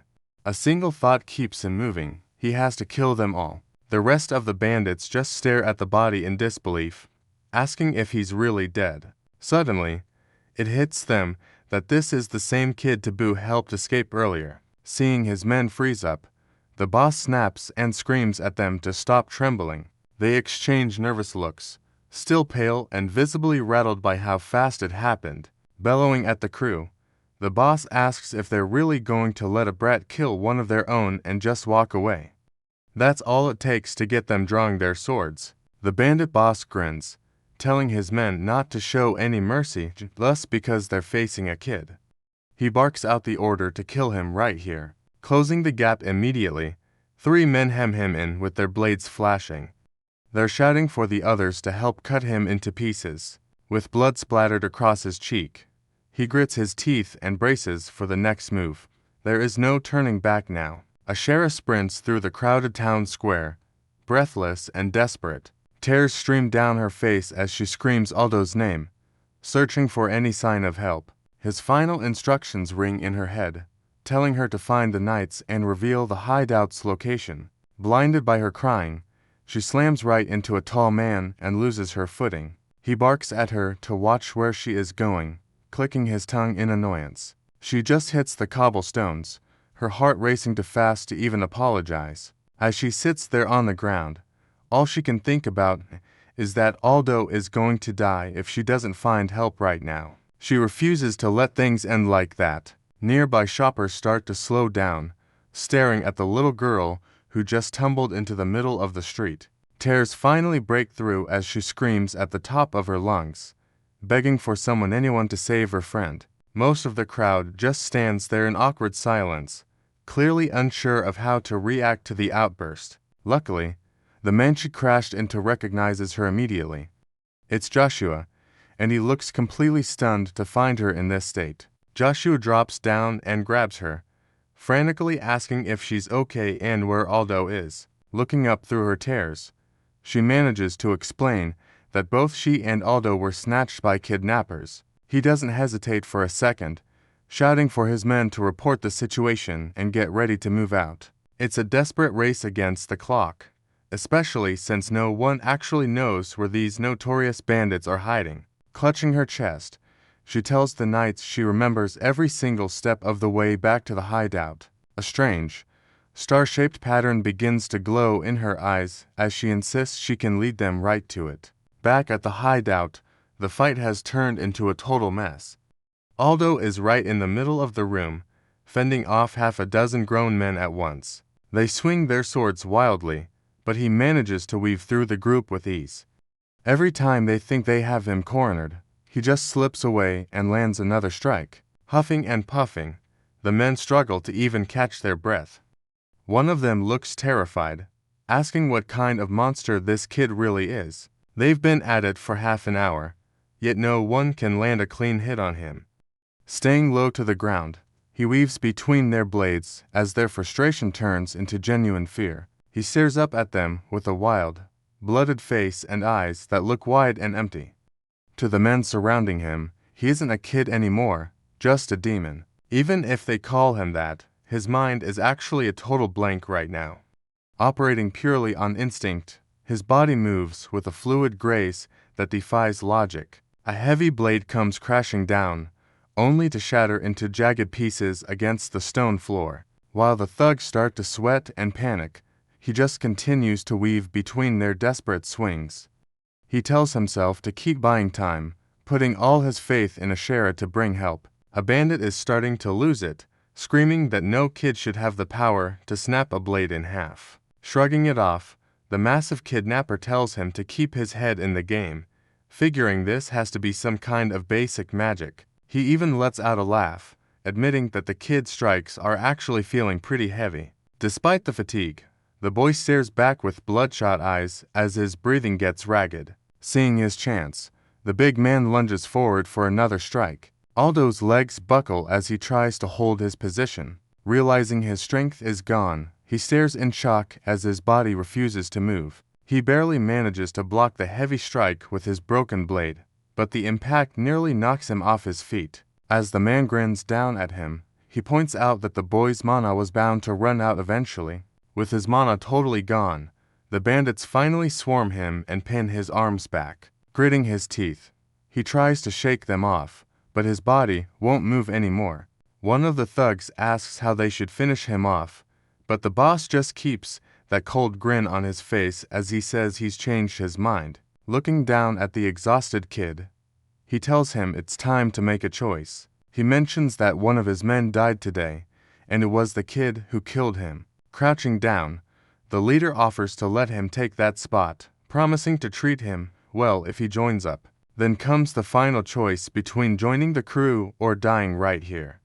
Battered and bleeding, Aldo finally admits he doesn't want to die. The leader watches with a smug look, but Aldo just glares back, his voice trembling as he starts to speak. Instead of submitting, he shouts that he'd rather die than become a piece of trash who steals from people. Glaring up with pure hatred, he screams at the man to go straight to hell. The leader just shrugs and waves a hand, telling him to go ahead and die then. Immediately, a thug pulls back his sword while the boy is held firmly against the floor. Staring up at the steel, he wonders if this grimy room is where his life finally ends. He squeezes his eyes shut and calls out for Elphaz and his parents one last time.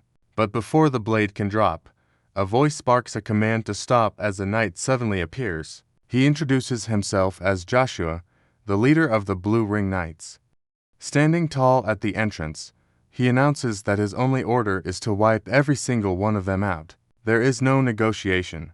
Moving like a blur, he slices through the first bandit before the man can even raise a hand to defend himself. The bandit leader freezes on the spot, his face twisted in disbelief as the one-sided slaughter begins. Joshua tears through the room, his blade moving with terrifying precision.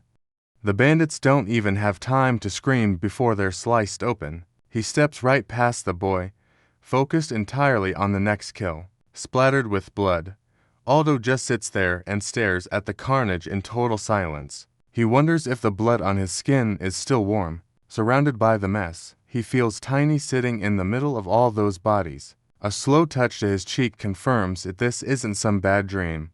It's just his new reality. Then his hand starts to tremble, the blood dripping slowly from his fingertips. He watches as everything gets ripped away in a blur of motion and steel. With blood streaked across his face, he looks completely hollow. Every single person who was just talking to him is being erased. Standing alone over a fresh corpse, he finally understands that this nightmare is his life now. Just then, a voice cuts through the silence, calling his name as he sits motionless among the bodies. Aldo's father rushes over and drops to his knees, grabbing him by the shoulders to check for wounds. Forcing a shaky smile through the blood, the boy says he's fine and only took a few hits.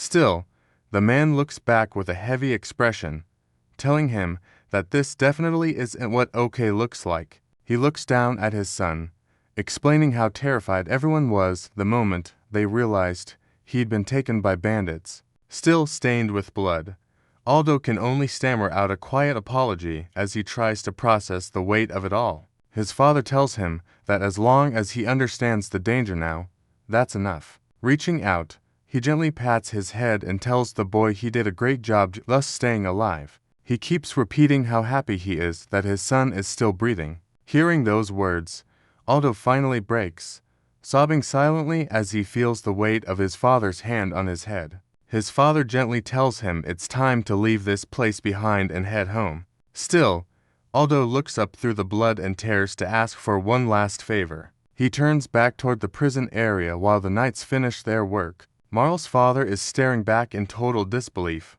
unable to understand why the boy would ever return to this nightmare just to save him. Aldo explains that helping Taboo is the only right move since the man protected them. Looking up, he waits for any sign of agreement. He insists that he wouldn't even be alive right now if it weren't for Taboo's help.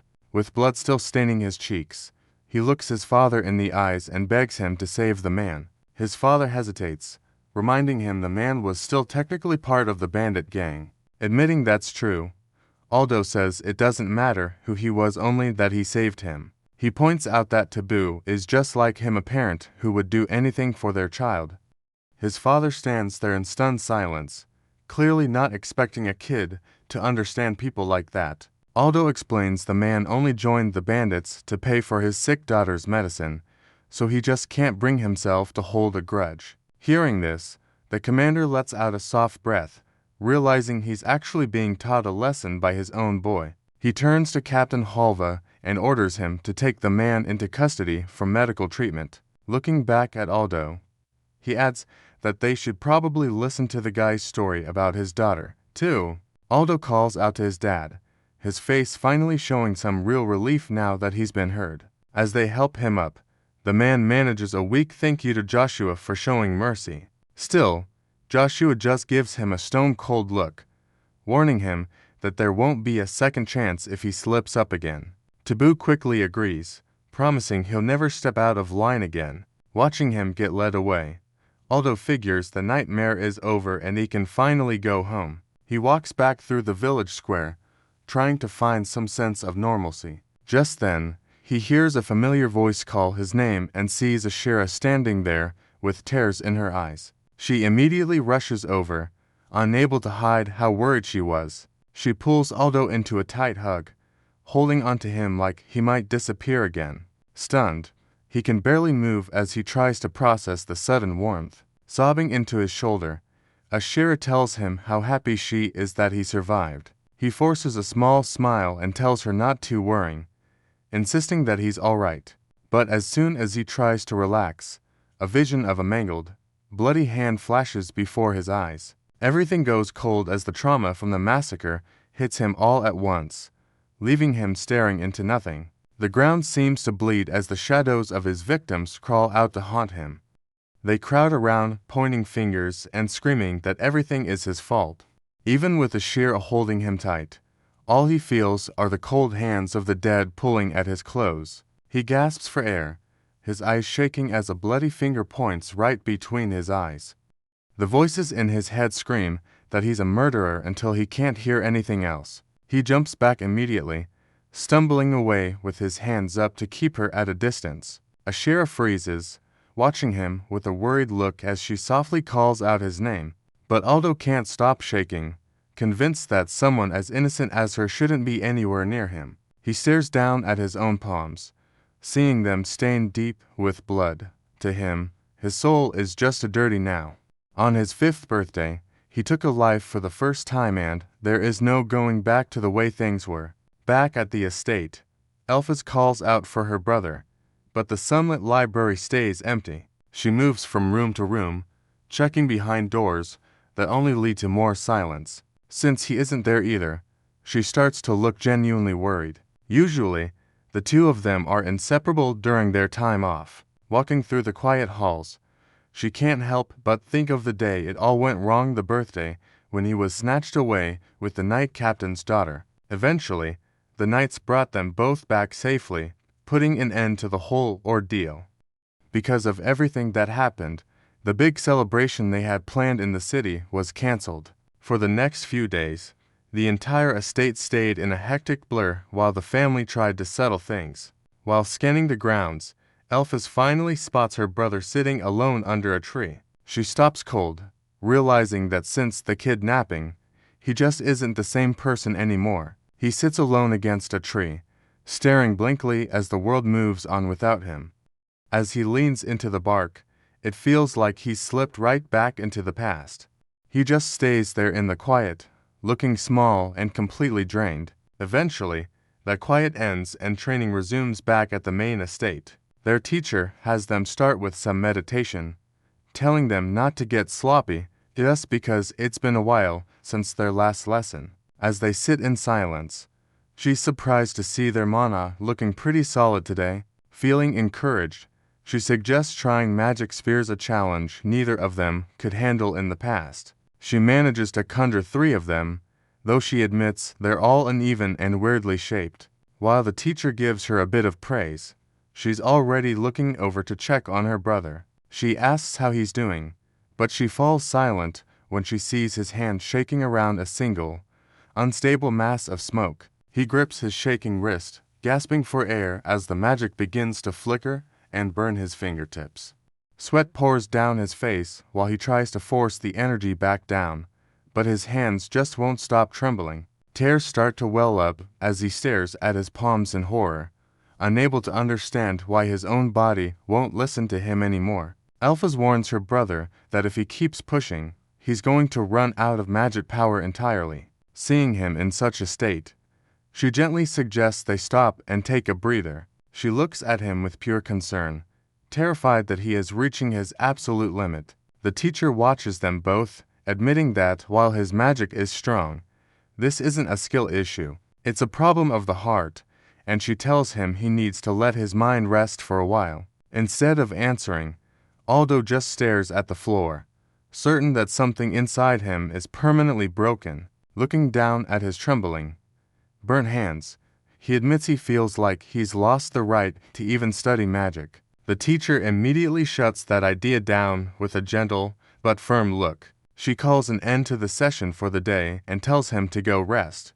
He eventually walks away by himself, looking pretty small and isolated as he passes through the estate's stone arches. He stops by a stone wall, wondering what really happened during that kidnapping incident.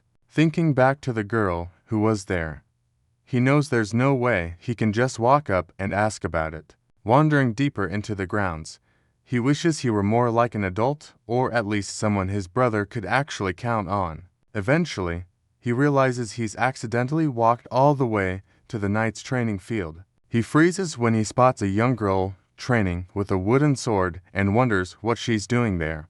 While Aldo watches from a distance, Elphys hears her name and turns to find a man waiting for her. Introducing himself as Captain Halva, he mentions how much she looks like her brother. He waves toward the training field and calls out for Ashera to come over. Since his daughter is practicing nearby, he thinks the two of them should finally meet. Elphys just stares as she realizes this is the same girl who was kidnapped alongside her brother. Ashera stands there frozen, barely hearing her father explain that she's been training at the estate while her mother is sick. Staring in silence, she thinks he looks exactly like the boy from the kidnapping. Seeing her spaced out, the captain snaps at her to show some respect and mind her manners. Elphys quickly waves it off, introducing himself as the younger twin and asking her to just call him El. He gives her a warm smile, figuring his brother wouldn't care about formal titles anyway. Finally, he addresses her by name, trying to break the awkward tension hanging in the air. He asks if she can tell him a little about his brother and what really went down during that incident. He figures he can't just stay in the dark forever, especially when the mystery is clearly eating at him. Ashera stays quiet for a long moment, her eyes drifting downward as she weighs the weight of the past. Finally, she gives a small nod and agrees to tell him everything she remembers. She starts from the beginning, thinking back to the day they were snatched away by slave traders. Ashera explains that Aldo actually talked one of the bandits into helping them find a way out. Everything was going fine until the man was caught trying to get them to safety. Instead of just running away, he went right back into the hideout to try and save his only ally. Shaking her head, she admits she has no idea what actually went on inside that dark place. All she saw was the door swinging open and her brother walking out, covered in blood as the knights arrived to find him standing over the bodies. He pulled away the moment she tried to reach out, calling himself filthy and warning her not to touch him. At the time, she didn't really understand why he looked so broken, but her father eventually explained the truth of that night. Long before the knights even reached the hideout, he'd been fighting off a whole crowd of bandits by himself. He didn't just drive them away, he took down every single one of them to make sure she survived. Her face scrunches up as she finally lets out all the guilt she's been carrying, admitting she was just as scared to do anything back then. Even though he protected her and called her a friend, she couldn't even find the words to tell him he wasn't dirty. Thinking back to that day, she can still see his small, lonely figure walking away. Back in the present, she sits slumped on the bench with her head in her hands. She admits she doesn't think she has the right to even stand next to him anymore. Softly, Elphys tells her that he feels the exact same way. He mentions how his brother will jump into any fight, no matter how many enemies there are, just to keep them safe. He knows Aldo never hesitates to sacrifice himself for their sake, which makes the whole situation even harder to handle. He admits he understands her feelings perfectly, mainly because he can't stand being the one who just sits there and watches. Looking at her wooden sword, he asks if she picked it up for that same reason. He wonders if she finally grew to hate her own weakness, and her quiet response proves they are both searching for a way to change. Holding a heavy wooden sword, she tells him flat out that she wants to get strong. Tears are streaming down her face, but she grips the handle like her life depends on it. She isn't just venting, though. Looking directly ahead, she vows that she will never let anyone hurt Aldo again. Elphys thanks her for finally telling him the truth, saying he needs to head back to his brother now. Walking away, he realizes his brother is still fighting a lonely battle and likely suffering in silence. He figures it's up to him to finally become the support system his brother needs. Looking at him with a heavy expression, Ashera asks him to please help his brother. He gives her a firm nod, promising to handle things on his end, before telling her to keep doing her best to. As he runs off toward his new goal, she stands alone against the castle wall, holding onto her resolve. She thinks back to when her training first started, swinging a wooden sword in the courtyard for hours.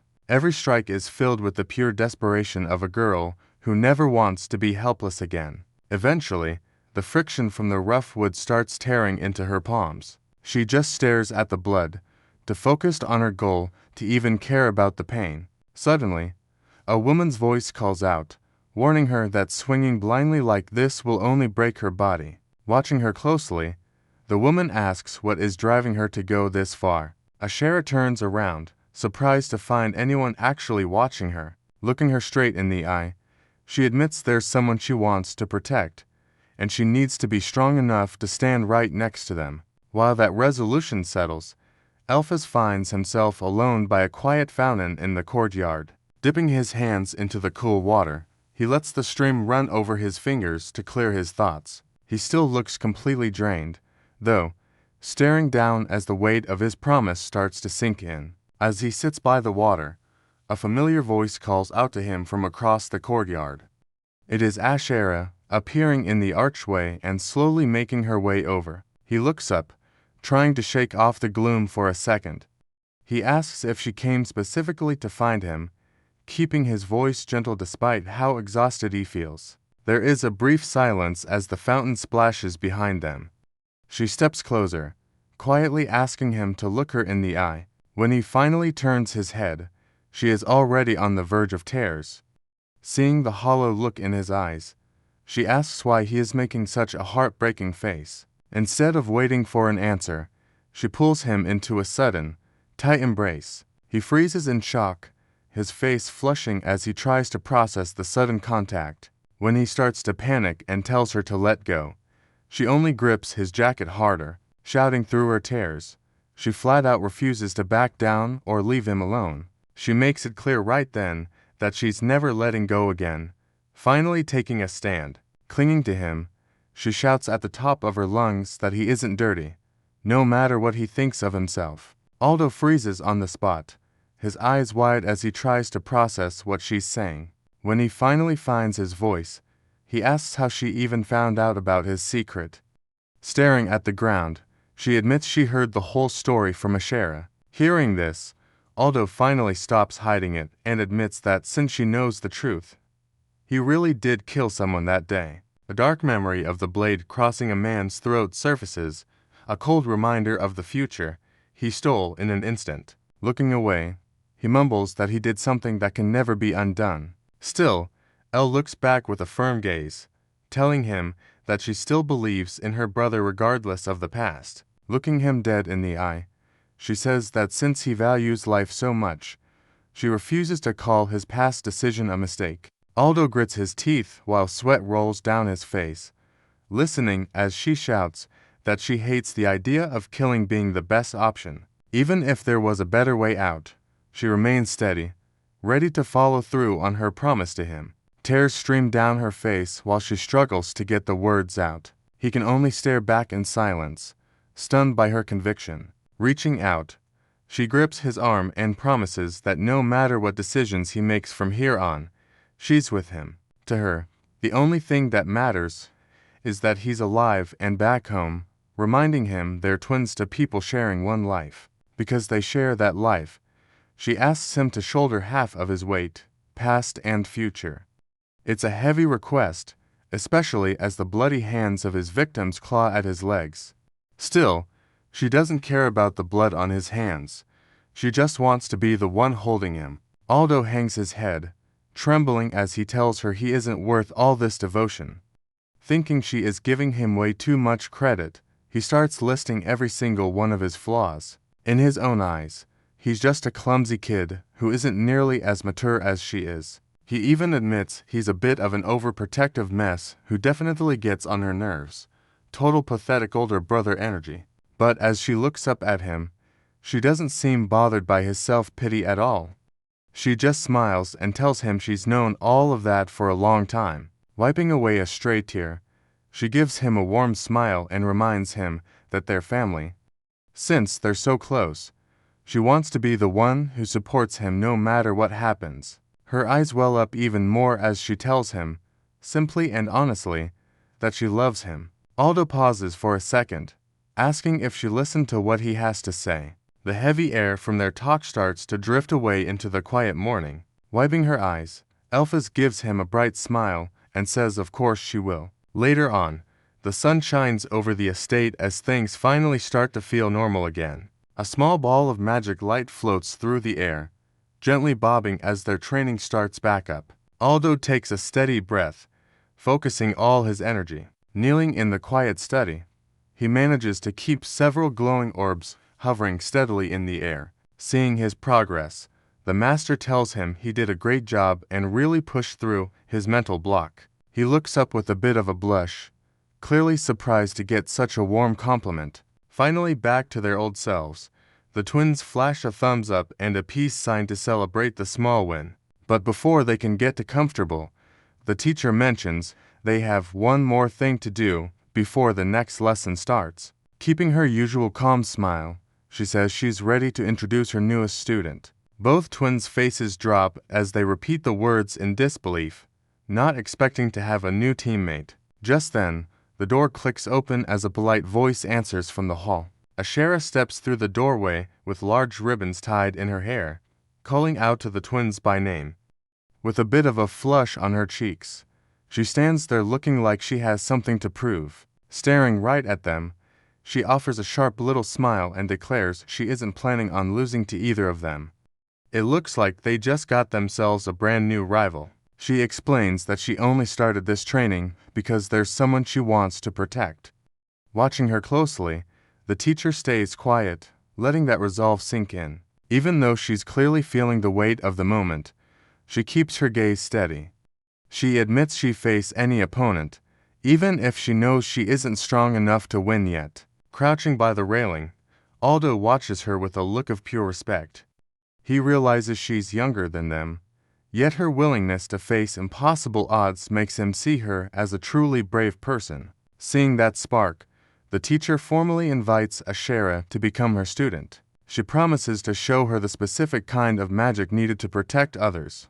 The offer catches her off guard, and she just stands there for a moment while the news sinks in. Gripping her clothes tightly, she prepares to give her answer. Finally, she bows her head and begs to be taught, admitting she just wants to be strong. She stands tall and addresses the twins by name, telling them she looks forward to their time together. With a determined look, she makes it clear that she isn't planning on losing to them. Their teacher explains that although she is actually 2 years older than the twins, she'd be their junior in training.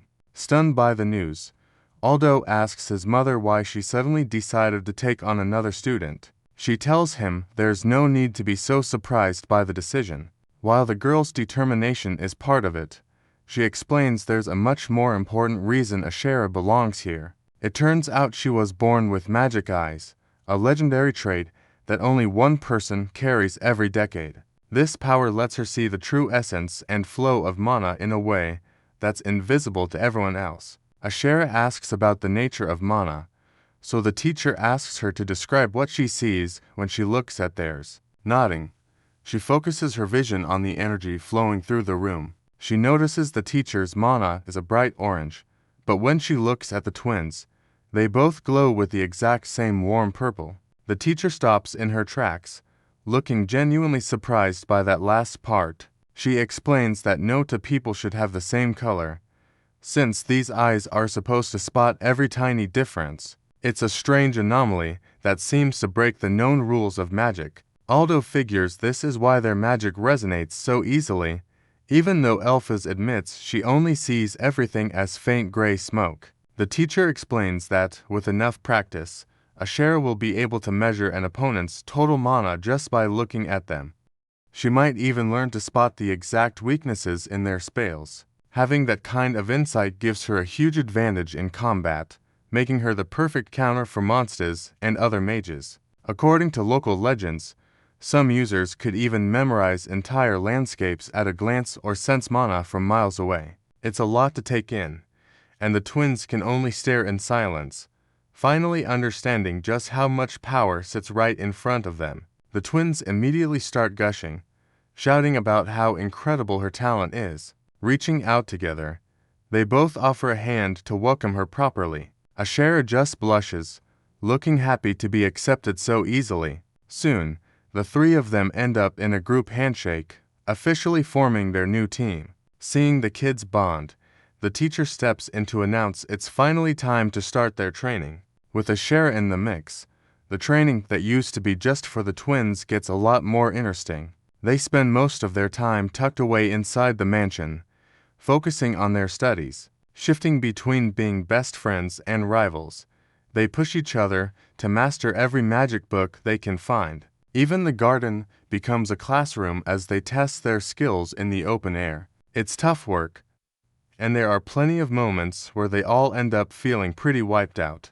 Still, they keep at it all through the winter, slowly perfecting their mana control as a team. The snow crunches under their boots as the sun starts to dip. Ashera lets out a long, frosty breath, clearly feeling the bite of the winter air. They finally make it back to the massive manor looming over the wide courtyard. Waiting by the entrance, Aldo tells her to hurry up and get inside. Suddenly he yelps, complaining about how freezing the snow is as he gets caught off guard. It turns out she ain't quite finished for the day, flashing a mischievous grin after her successful hit. Elphys joins the chaos, shouting that it's unfair while they chase each other through the drifts. They eventually head back inside to warm up by the fireplace. Once they're settled, their teacher admits that their mana control has reached a point where she is actually proud of them. Looking at their stunned faces, she tells them there isn't much left for her to teach. She keeps a calm smile as she drops the big news. Their final exam for mana manipulation starts in exactly 1 month. She breaks down the grading into 4 specific areas: control, precision, creativity, and total capacity. To make things even tougher, she announces that she won't be giving them any more guidance from here on out. Magic is a world of creation, she explains, and they'll have to find their own way forward. The 3 of them don't look intimidated at all. Instead, they shout out a unified answer. They look completely ready for the challenge. Aldo calls an official meeting to figure out exactly how they're going to spend their time. Since their teacher usually handled the schedule, they realize having total freedom is actually pretty overwhelming. Instead of just repeating old drills, they start drafting a plan to become the strongest, knowing they need to innovate. Looking over at Ashera, they notice she's a bit dazed and ask for her opinion on the matter. She jumps a little, clearly surprised to be put on the spot for a suggestion. The boys just smile, mentioning how much she's started to act like a real member of the family lately. Still, the clock is ticking, and they dive right back into their deep brainstorming session. Ashera kicks things off by admitting she just wants their training time together to be fun. Hearing that, Aldo's eyes light up as if a light bulb just went off in his head. He explains that to get the most out of their final month, they need to prioritize having a good time. Both kids lean in, curious about the plan he is about to reveal. He stands up with a confident smirk, pointing out that boring drills won't help their creativity one bit. As the snow falls over the quiet manor, he announces his big solution: a high-stakes game of tag, leaving alphas wondering if he's actually serious.